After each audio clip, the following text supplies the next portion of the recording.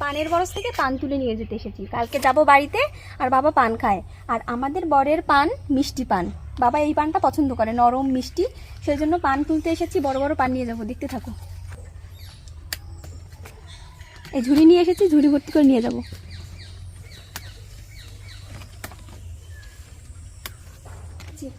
কদিন পরে পান ভাঙবে, আর হচ্ছে বরের এই লতা নামাবে, অনেক বড় হয়ে গেছে কিছুতে।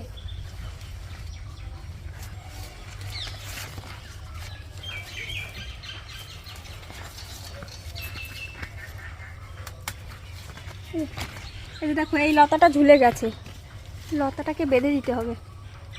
কত বড় হয়েছে। আগে কিন্তু পানের বড় যে এত বড় বড়ই পান ছিল, কিন্তু এখন আস্তে আস্তে ছোট হয়ে গেছে।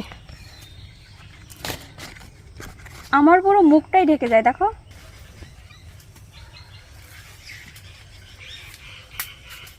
একসময় আমিও কিন্তু মার সাথে এই বরে কাজ করতাম, বেশি কিছু করতে পারতাম না, কিন্তু লতা বাঁধতে পারতাম।